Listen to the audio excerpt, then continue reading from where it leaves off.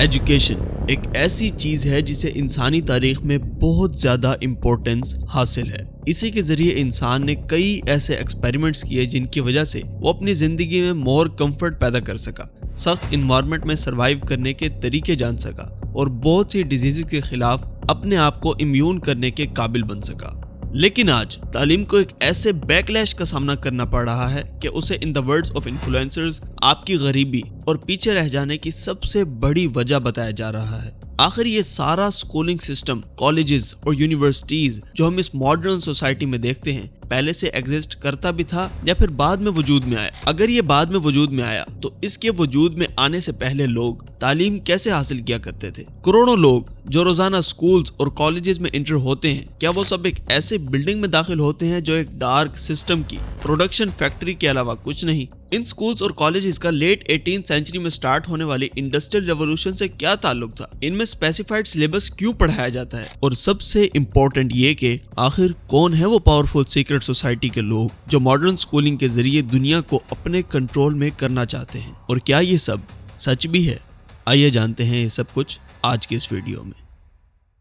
آج سے 218 سال پہلے سال 1806 میں Persian umpire Russia, Saxony, Sweden اور گریٹ برٹن کے ساتھ کولیشن کر کے نیپولین کی فرینچ امپائر کے خلاف وار شروع کرتا ہے۔ 9 اکتوبر 1806 کو وار سٹارٹ ہوتی ہے اور صرف 5 دنوں بعد 14 اکتوبر کو پرشینز ہار جاتے ہیں اور ان کی ہاف ٹیریٹری فرینچ کنٹرول میں چلی جاتی ہے۔ اس وار میں ان کی ٹوٹل سٹرینتھ فرینچ آرمی سے ڈبل تھی، اس لیے وہ بہت پریشان ہوتے ہیں اور جنگ ہارنے کی وجہ تلاش کرنے لگتے ہیں۔ انویسٹیگیٹ کرنے کے بعد ان کے سامنے یہ بات آتی ہے کہ پرشین سولجرز وار کے دوران اپنے سینئر آرمی آفیسرز کے آرڈرز اوبے نہیں کر رہے تھے، جس کی وجہ سے ان کی آرمی ایک آرگنائزڈ سسٹم کے تحت فائٹ نہ کر پائی اور ان کی سرٹن وکٹری ایک ایسی خوفناک شکست میں بدل گئی جس میں ان کے 1/3 سولجرز مارے گئے۔ اور کچھ عرصے بعد 9 جولائی 1807 میں ہونے والی فرینکو پرشین ٹریٹی میں پرشیا کو اپنی آدھی ٹیریٹری بھی فرینچ امپائر کو دینا پڑی اور ساتھ ہی ساتھ وار انڈیمنیٹیز کے طور پر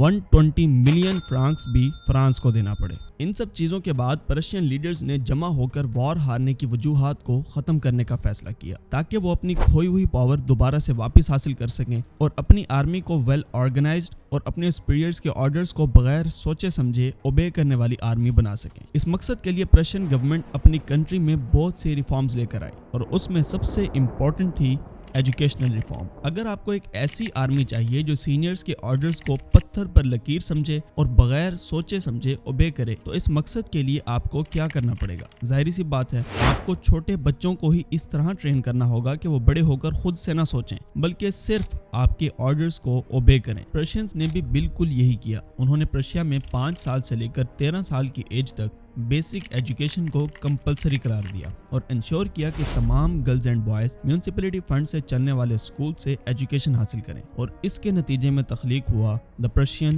ایجوکیشن سسٹم، ایک ایسا ایجوکیشن سسٹم جس کی بنیاد کسی حد تک اس مقصد کے لیے رکھی گئی تھی کہ اوبیڈینٹ سولجرز اور بیوروکریٹس حاصل کیے جائیں جو اپنے آپ کو گورنمنٹ کے لیے وقف کر دیں اور ویسا ہی کریں جیسا ان کے سپیریئرز انہیں آرڈر دیں۔ اس کے کچھ ہی عرصے بعد دنیا کا رخ ایک ایسی چیز کی طرف تیزی سے بدلنے لگا جس نے پوری ورلڈ کی بہت سی چیزوں کو کمپلیٹلی یا پارشلی چینج کر کے رکھ دیا، اور وہ تھی انڈسٹریلائزیشن۔ یہ وہ ٹائم پیریڈ تھا جب پوری دنیا کی اکانومی ایک نیو فیز میں داخل ہو رہی تھی۔ صرف اکانومی ہی نہیں بلکہ attitude, life style, working style, availability of jobs اور ورلڈ پاپولیشن لیول بھی ایک نئے مرحلے میں داخل ہو رہا تھا۔ انڈسٹریل ریولوشن سے پہلے کچھ لوگ اپنے فارمز میں کام کرتے، کچھ ماہی گیری کرتے، کچھ مائنز میں کام کرتے، کچھ آرٹیسنس کے طور پر کام کرتے اور کچھ لوگ مرچنٹ اور کاروباری بنتے، یعنی زیادہ تر لوگ کچھ نہ کچھ اپنا کرتے، اور یوں سوسائٹی میں کام کی تقسیم زیادہ تر آزادانہ طور پر ہوتی تھی۔ لیکن انڈسٹریل ریولوشن کے بعد دنیا میں مشینری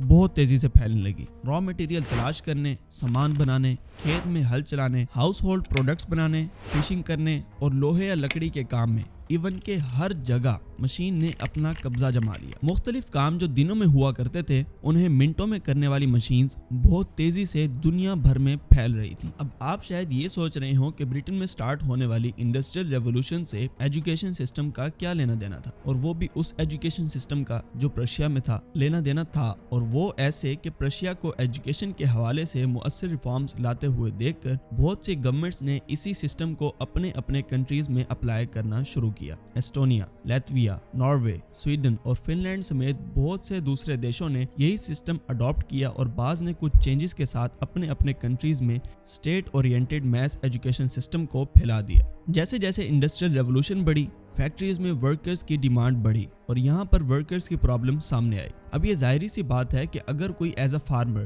اپنے کھیتوں میں کام کر کے یا دوسرے شعبوں میں کام کر کے خود اپنے ہاتھوں سے روزی کما رہا ہے اور ایک ہیپی لائف گزار رہا ہے تو وہ کسی کے انڈر ذلیل ہو کر کام کرنے کو کیوں پسند کرے گا؟ اور اسی پرابلم کے سولوشن کے طور پر اس ٹائم کے انڈسٹریلسٹ نے ورکرز حاصل کرنے کے لیے اور کچھ کنٹریز کی گورنمنٹس نے ملکی لیول پر انڈسٹریل ریولوشن کے بڑھنے سے اکانومی کو سٹرونگ کرنے کا سوچ کر ان ایجوکیشن سسٹمز کو باقاعدہ نافذ کیا، جس کا اس ٹائم پر بڑا مقصد صرف ایک ہی تھا، اور وہ تھا کہ انڈسٹریز کے لیے زیادہ سے زیادہ اوبیڈینٹ ورکرز اور گورنمنٹس کے لیے بیوروکریٹس حاصل کیے جائیں تاکہ کنٹری کی اکانومی کو مضبوط بنایا جا سکے۔ لیکن شاید اس پوائنٹ آف ٹائم پر اکثر لوگ یہ بات نہ سمجھ پائے کہ اس اسپیشلائزڈ اسکولنگ سے ان کے بچوں کی کریٹیوٹی تباہ ہو کر رہ جائے گی، اور وہ کچھ نیا کرنے کے بجائے آنکھیں بند کر کے اسی راستے پر چلنے کو ترجیح دینا شروع کر دیں گے جس پر سب چل رہے ہوں گے۔ بائی دا وے، الگ الگ کنٹریز میں گورنمنٹس کی طرف سے ان سکولز کو قائم کر دیا جاتا ہے اور کچھ ہی سالوں بعد رزلٹ آنا شروع ہو جاتا ہے۔ جو لوگ ان سکولز کے قیام سے پہلے فارمنگ، آرٹیسنز یا دیگر شعبوں میں خود مختاری کے ساتھ کام کر کے پیسہ بنا رہے تھے اور اپنے گھر کو چلا رہے تھے، ان کے بچوں کو سکولز میں ایسے ٹرین کیا جاتا ہے کہ وہ اپنی سوچ کا سارا دائرہ کار ایک جاب کے گرد سیٹ کر دیں، اور ان کا صرف ایک ہی گول ہو کہ میں نے اچھی تعلیم حاصل کر کے اچھی فیکٹری میں جاب کرنی ہے یا اچھا بیوروکریٹ بننا ہے اور اس کے بعد میں سیٹل ہو جاؤں گا۔ سٹارٹ میں صرف اچھی فیکٹری میں جاب حاصل کر لینے کا گول اس لیے سیٹ کروایا جاتا تھا کہ اس وقت کی سب سے بڑی ضرورت سوبر ورکرز تھے۔ اس لیے تو کچھ لوگ یہ بھی کہتے ہیں کہ بہت سے لینڈ اونرز اور انڈسٹریلسٹ نے اس پوائنٹ آف ٹائم پر بہت سے اسکولوں کو فنڈنگ بھی پرووائڈ کی تھی۔ اس ایجوکیشن سسٹم نے صرف انڈسٹریز میں ورکرز کی کمی کو پورا نہیں کیا، بلکہ اس نے دنیا کے بہت سے امپورٹنٹ پارٹس میں کولونائزرز کے لیے اس بات کو انیبل کیا کہ ان کے انتہائی ظلم اور بربریت کے باوجود محکوم اقوام ان کے سامنے جلدی سر نہ اٹھا سکیں اور بغاوت نہ کریں، بلکہ کولونائزرز کی پڑھائی جانے والی ایجوکیشن اور ان کے ٹریڈیشن کو سیکھ کر دوسروں کے سامنے اس کا اظہار کرنے پر فخر محسوس کریں۔ وہ کیسے؟ آئیے سمجھتے ہیں۔ 1757 میں East India company as an agent of British imperialism Indian sub continent میں داخل ہوتی ہے اور ایسٹ میں موجود بنگال کا کنٹرول حاصل کر لیتی ہے، اور آہستہ آہستہ مغل امپائر کا خاتمہ کر کے تقریباً پورے سب کانٹیننٹ پر قبضہ کر لیتی ہے۔ 1773 میں برٹش گورنمنٹ خود انٹروین کرتی ہے اور 1850s تک اس کمپنی کو راستے سے ہٹا دیا جاتا ہے اور پورے سب کانٹیننٹ کا کنٹرول ڈائریکٹلی برٹشرز کے پاس چلا جاتا ہے۔ برٹشرز کو اپنے آنے کے فوراً بعد ہی سب کانٹیننٹ سے ایسی بغاوت اٹھنے کا بہت ڈر لگ گیا تھا جسے وہ کچل نہ سکیں، اور ان کی گورنمنٹ کے لیے وہ بغاوت ایک ایسا خطرہ بنے جو ان کے کنٹرول کو ٹوٹلی ختم کر دے۔ اس کے ساتھ ساتھ وہ سب کانٹیننٹ میں پائے جانے والے منرلز کو صحیح طریقے سے ایکسپلائٹ کر کے یونائٹڈ کنگڈم کو مزید پاورفل بنانے کے مقصد کو اچھی طرح سے پورا کرنا چاہتے تھے۔ اس کے سولوشن کے طور پر انہوں نے سب کانٹیننٹ میں ایجوکیشنل پالیسیز کو لاگو کیا۔ اس کام کے لیے تھامس ببنگٹن میکالے نے ایک میمورنڈم تیار کیا، وہی میکالے جسے بکس میں لارڈ میکالے کے نام سے جانا جاتا ہے۔ اس نے اپنے میمورنڈم کو یہ آرگیو کرتے ہوئے تیار کیا کہ نیٹو کلچرز اور ایجوکیشن انفیریئر ہے اور ویسٹرن لرننگ سپیریئر ہے۔ مزید یہ کہ ویسٹرن بکس کو صرف انگلش لینگویج میں ہی پڑھایا جا سکتا ہے، لہذا سنسکرت اور پرشین ہمارے کام کی زبانیں نہیں ہیں، انہیں ختم کر دیا جائے اور ہر چیز انگلش لینگویج میں پڑھائی جائے اور انڈینز کو انگریزی سکھائی جائے تاکہ ایک ایسی کلاس پروڈیوس کی جا سکے جو کلر اور بلڈ میں تو انڈین ہو مگر ٹیسٹ، اوپینینز، مورلز اور انٹلیکٹ میں انگلش ہو۔ میکالے کے اس میمورنڈم کو انگلش ایجوکیشن ایکٹ آف 1835 بنا کر لاگو کر دیا گیا۔ اس ایجوکیشن سسٹم کے تحت ایک سو کالڈ سیکولر سلیبس پڑھانا شروع کیا گیا اور فارسی اور سنسکرت لینگویجز کو بین کر دیا گیا۔ اس سے پہلے تعلیم صرف ان لوگوں کے لیے ہوا کرتی تھی جو یا تو خود پڑھنا چاہتے یا جن بچوں کے ماں बाप उनको एजुकेशन के लिए मस्जिद, मंदिर या चर्च भेजा करते। वहाँ पर बच्चे रिलीजियस एजुकेशन के साथ साथ पर्शियन और संस्कृत भी सीखते और इन खुद साख्ता स्कूल्स में मैथमेटिक्स भी सिखाई जाती। ब्रिटिश एजुकेशन सिस्टम के आने के बाद इन स्कूल्स को टोटली खत्म कर दिया गया और state controlled mass education system के तहत पूरे सब कॉन्टिनेंट के स्कूल्स और कॉलेजेस में एक जैसा कैरिकुलम पढ़ाया जाने लगा। पहले तो ये एजुकेशन सिस्टम बहुत आहिस्ता और जोर जबरदस्ती से फैला, लेकिन फिर लोगों के माइंड्स स्लेवरी की तरफ रागिब होने लगे। उन्होंने ब्रिटिशर्स के रॉयल बूट्स के नीचे रहकर अच्छा ब्यूरोक्रेट या आर्मी ऑफिसर या गवर्नमेंट ऑफिसर बनने में फख्र महसूस करना शुरू किया और फिर ये एजुकेशन सिस्टम जंगल में आग की तरह पूरे सब कॉन्टिनेंट में फैल गया। इसीलिए लोगों ने तेजी से इंग्लिश सीखना शुरू की और इसके साथ साथ ब्रिटिश एजुकेशन सिस्टम के तहत स्कूल्स में पढ़ने वाले बच्चों की तादाद भी बढ़ती गई। यूं एक ऐसा वक्त आया जब ऑफिस में क्लर्क्स इंडियंस थे, आर्मी ऑफिसर्स इंडियन थे, इवन के ब्यूरोक्रेट्स भी इंडियंस थे और इन सब इंडियंस के बलबूते पर कंपैरेटिवली कम तादाद में मौजूद ब्रिटिशर्स पूरे इंडियन सब कॉन्टिनेंट पर हुक्मरानी कर रहे थे। इंडियंस इस सो कॉल्ड एजुकेशन सिस्टम के जरिए इतने ब्रेन वॉश्ड हो चुके थे कि वो ब्रिटिशर्स के ऑर्डर्स को फॉलो करना अपना अव्वलीन फर्ज समझते थे। अगर कोई उन्हें उस ड्रीम से जगाने की कोशिश करता तो उससे रास्ते से हटाने के लिए खुद ब्रिटिशर्स को मैदान में न उतरना पड़ता, बल्कि उसके इंडियन भाई ही उसे अपने आकाओं की राह से हटा देते। इसके एग्जाम्पल से हमारी हिस्ट्री भरी हुई है।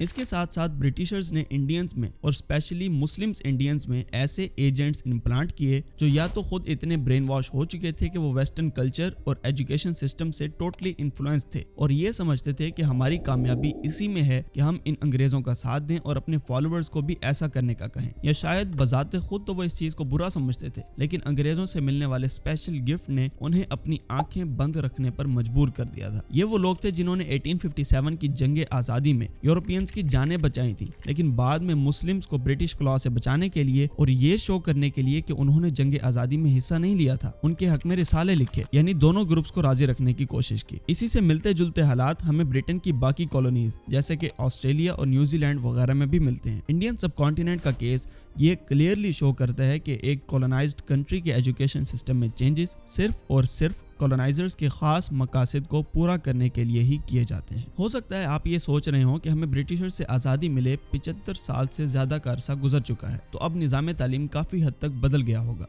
नहीं, किसी हद तक ऐसा नहीं है। देखें, जब कोई बच्चा इस दुनिया में आता है तो उसके पेरेंट्स का कोई ना कोई ख्वाब उसके साथ जुड़ जाता है। मेरा जन्म 5:15 पे हुआ और 5:16 पर अब्बा ने कहा मेरा बेटा इंजीनियर बनेगा। उसके होश संभालने पर उसके पेरेंट्स अपनी फुल एफर्ट करके उसे एक अच्छे स्कूल में एडमिट करवाते हैं और फिर ये सोचने लगते हैं कि मैंने जो करना था कर दिया, मैंने अपने इनिशियल रिस्पॉन्सिबिलिटी पूरी कर दी। मोस्टली पेरेंट्स बच्चों को महंगे और बड़े स्कूलों में एडमिट करवाते हैं और इससे ये शो होता है कि ये प्राइवेट कॉलेजेस और स्कूल्स कंपैरेटिवली पढ़ाई की जगह कम और स्टेटस की जगह ज्यादा समझे जाते हैं। आप खुद सोचें, अगर आप इंटर के स्टूडेंट हैं और अपने शहर के किसी बड़े और अच्छे कॉलेज में पढ़ते हैं जिसकी पढ़ाई तो किसी हद तक अच्छी है ही, लेकिन स्टेटस बहुत हाई है, तो आपको अपने इंस्टीट्यूट के बारे में बताते हुए कैसा फील होता है? इसके बरक्स अगर आप स्टेटस के एतबार से लो लेवल कॉलेज में पढ़ते होते तो शायद किसी दूसरे को अपने इंस्टीट्यूट के बारे में बताते हुए आप प्राउडली फील ना करते। कॉलेज से पहले जब बच्चा स्कूल में इंटर करता है तो जाते वक्त वो प्रोडक्टिविटी से भरा हुआ होता है, लेकिन स्कूल में उसको एक स्पेसिफिक सिलेबस के हवाले कर दिया जाता है और फिर वही उसकी दुनिया बन जाता है। वो उसी पर वक्त सर्व करता है,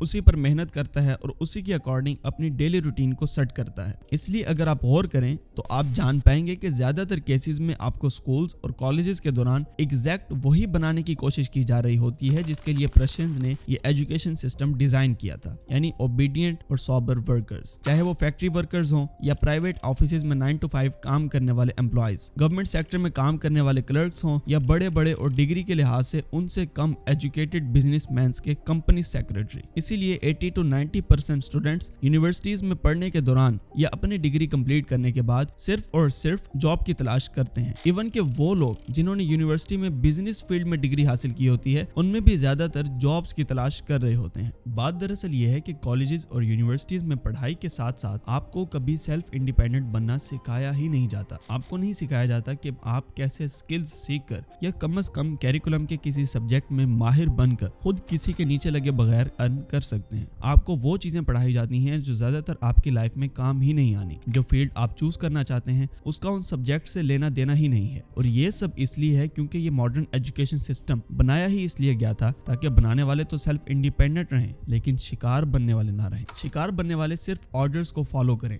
बॉस की रिस्पेक्ट करें और महीने के एंड में मिलने वाली सैलरी से खुश होकर अपने सर्कल ऑफ लाइफ को इसी के अराउंड रिवॉल्व करवाते रहें। ग्रेजुएशन तक पहुंचते पहुंचते अक्सर इस ट्रैप को हम पहचान नहीं पाते। जब जॉब की तलाश में हाथ में डिग्री पकड़े निकलते हैं तो तब कुछ को रियलाइज होता है कि ये मेरे साथ क्या हुआ। इतने साल पढ़ने के बावजूद भी 50,000 की जॉब भी नहीं मिल पा रही, लेकिन तब तक बहुत देर हो चुकी होती है। ग्रेजुएट करने वालों ने ज्यादातर अपना टोटल फोकस या तो पढ़ाई पर रखा होता है या अगर कोई एक्स्ट्रा एक्टिविटीज में इन्वॉल्वमेंट हो भी तो वो भी इंटरटेनमेंट की हद तक होती है। और ग्रेजुएशन करने के बाद मजीद कुछ सीख कर, कोई स्किल सीख कर खुद अर्न करने का टाइम ही नहीं होता, क्योंकि जिम्मेदारियों का बोझ तब तक हमारे सरों पर आ चुका होता है और फिर 50,000 की जॉब ढूंढने से भी नहीं मिलती, और अगर मिले भी तो आपको बड़ी रकम रिश्वत के तौर पर देना पड़ती है। क्या आप जानते हैं कि पाकिस्तान में 31% ग्रेजुएट्स अनएम्प्लॉयड हैं, इंडिया में 29%, नेपाल में 26%, बांग्लादेश में 12%, यूके में 12%, डेनमार्क में 5% और यूएसए में सिर्फ 4.5%। आप देख रहे हैं कि जैसे जैसे डेवलप्ड कंट्रीज का नंबर आया है,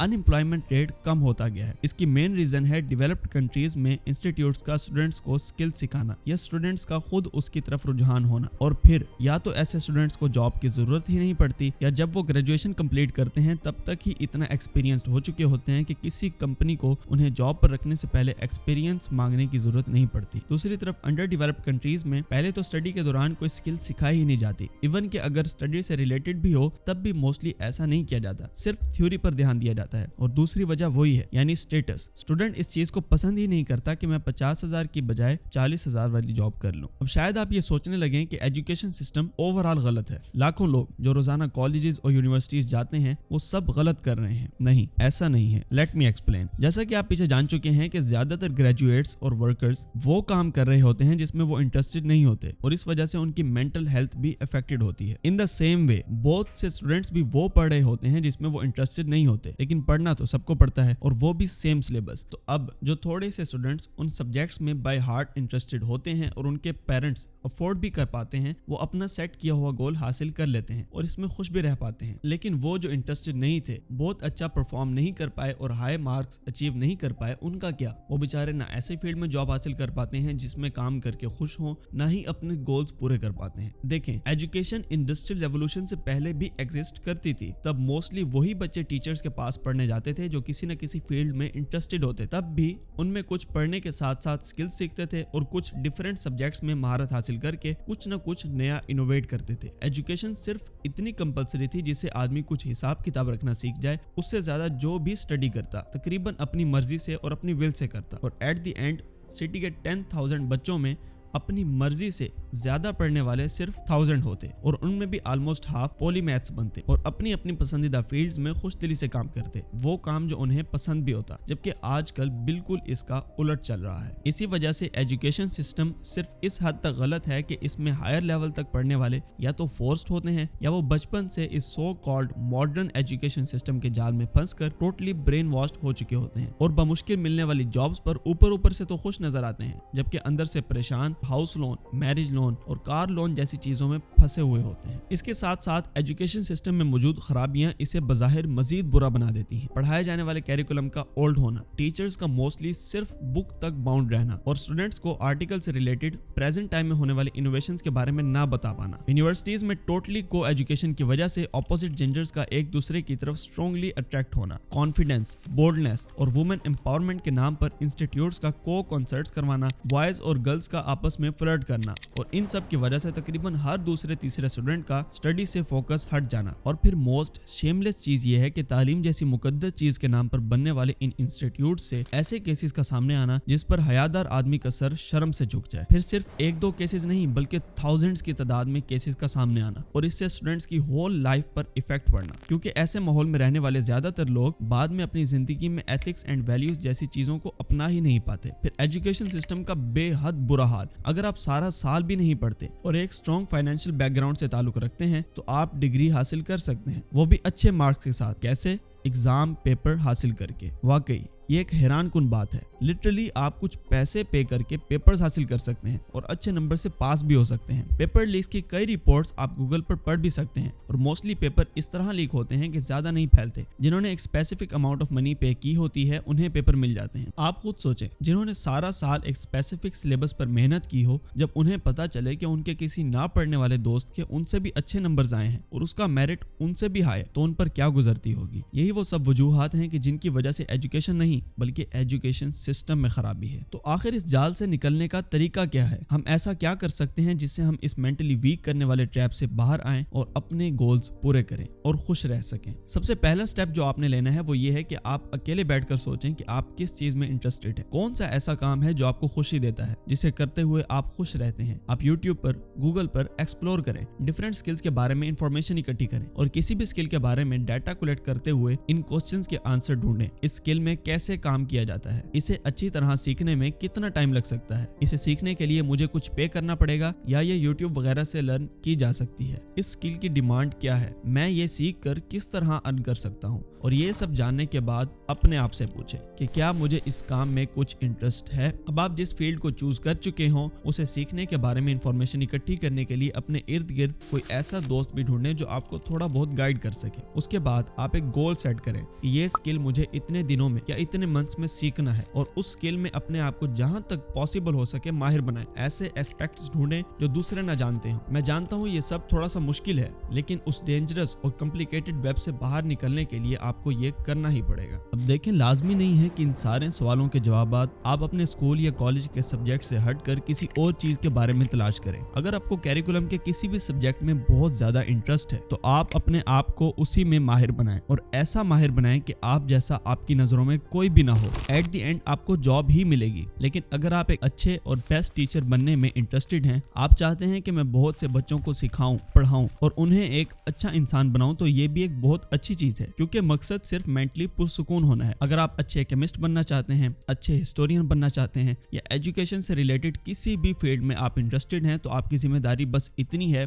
कि उस फील्ड में अपने आप को माहिर बनाएं। सिर्फ कैरिकुलम की बुक्स पर रिलाय ना करें, बल्कि इंटरनेट के जरिए अपनी डोमेन ऑफ नॉलेज को एक्सपैंड करें। अपने आप को कुछ बाउंड्रीज में कैद ना करें। अपने आप को उसी फील्ड में इतना माहिर बना लें कि आप इतना मंथली अर्न करने के काबिल हो जाएं जिससे आपकी तमाम जरूरियात और कुछ ख्वाहिशात इजीली फुलफिल हो सकें, आप मेंटली पीसफुल रह सकें और आपको छोटी छोटी ख्वाहिशात पूरी करने के लिए लोन्स न लेने पड़े। अब ये आपका काम है कि आप एजुकेशन सिस्टम के बारे में मुकम्मल तौर पर जानने के बाद स्लेवरी ट्रैप से अपने आप को निकालने की कोशिश करना शुरू कर देते हैं या नहीं। याद रखें, काम के दौरान कई हर्डल्स आप फेस करेंगे। हो सकता है आप फेल हो सकता है आपको बातें सुनना पड़े, ताने बर्दाश्त करना पड़े, लेकिन आप अपने लिए और अपने पेरेंट्स के लिए काम करें और नजर अपने गोल पर रखें। आप जरूर इस ट्रैप से बाहर निकल जाएंगे। और इन दी एंड मैं ये कहना चाहूंगा कि इस वीडियो से हरगिज ये ना समझना शुरू कर दें कि बस अब पढ़ाई नहीं करनी, मैं बिजनेस करूंगा या स्किल सीखकर फौरन अर्न करना शुरू कर दूंगा, बल्कि एजुकेशन को कंटिन्यू रखें। साथ साथ स्किल सीखकर अपने आप को अपने पसंदीदा फील्ड में अपग्रेड करें और स्लो एंड स्टडी रहें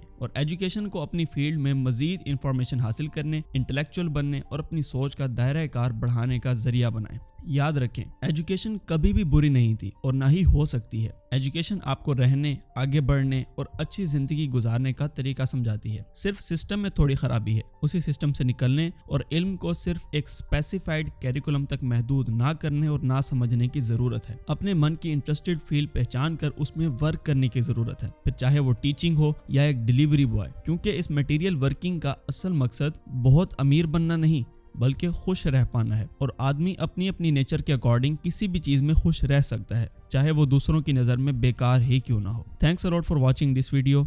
मिलते हैं नेक्स्ट वीडियो में। अल्लाह हाफिज।